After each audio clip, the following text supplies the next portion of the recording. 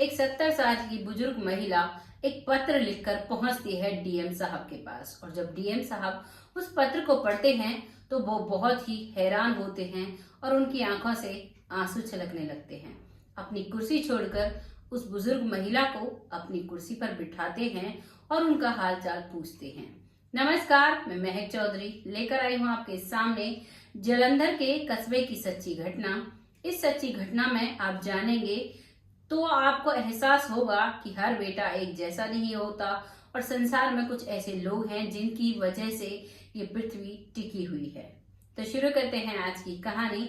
आज की कहानी में एक बुजुर्ग महिला होती है जिसका नाम रविता होता है, जिसकी उम्र 70 साल है, जिसकी शिक्षा 5वीं क्लास तक की है।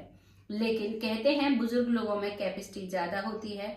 जब वो 5वीं क्लास तक की है पढ़ाई उसके पास, तो बहुत ही अच्छे से एक पत्र लिखती है डीएम साहब को। और उस पत्र में जो लिखती है उसे सुनकर आपके रोंगटे खड़े हो जाएंगे। उसमें वो लिखती है, डीएम साहब, मेरे बेटा अब मेरा बेटा नहीं रहा। मेरी बहू, जिसको मेरे खांसने से, मेरे छींकने से भी आपत्ति है, जो मुझे बिल्कुल भी पसंद नहीं करती, वो मुझसे इतनी परेशान है कि मुझे वृद्धाश्रम भेजने की बात करती है।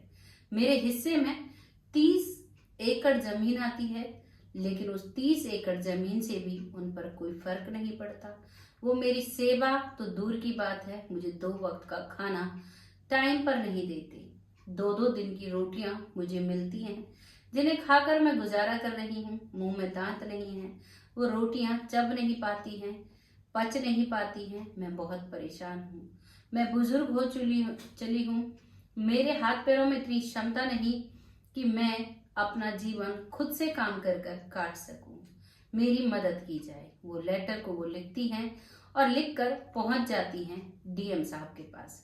डीएम साहब, जिनका नाम था संजय, वो उस पत्र को पढ़ते पढ़ते आंखों से आंसू छलकाते हैं और माँ से कहते हैं कि माँ जी, आपको घबराने की जरूरत नहीं, मैं भी आपके बेटे समान हूँ। आप मेरे घर चलेंगी, मेरे घर रहेंगी।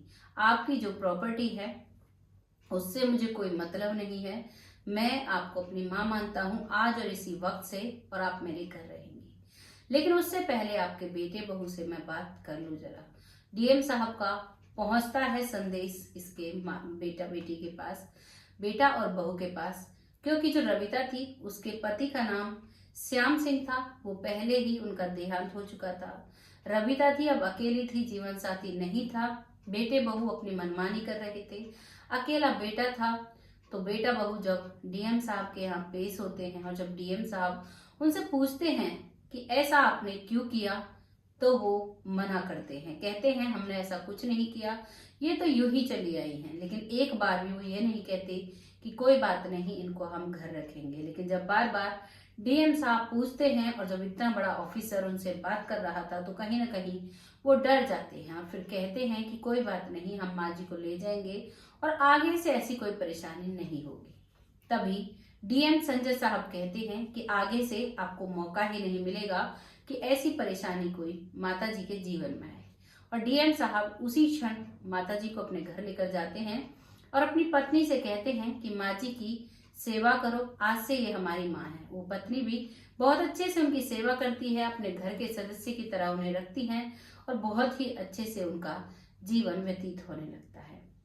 इस कहानी को लाने का मेरा सिर्फ एक ही उद्देश्य था कि आप लोग कुछ ना कुछ जानकारी लेके, आज भी हमारे देश में ऐसे ऐसे बेटे हैं जिनका कोई खून का रिश्ता नहीं होता है, लेकिन फिर भी वो लोगों की मदद करते हैं। और ऐसे भी बेटे हैं जो खून के रिश्तों तक को भूल जाते हैं।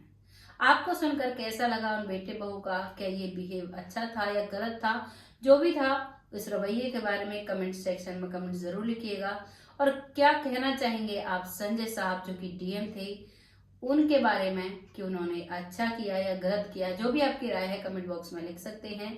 बहुत जल्द फिर आती हूँ ऐसी एक सच्ची घटना के साथ। अगर किसी ने भी मेरा फेसबुक पेज फॉलो नहीं किया है तो उसे फॉलो जरूर करिएगा। साथ ही साथ मेरे यूट्यूब चैनल को भी सब्सक्राइब कीजिएगा। बहुत जल्द आती हूँ ऐसी एक सच्ची घटना के साथ। तब तक के लिए नमस्कार, जय हिंद, जय भारत।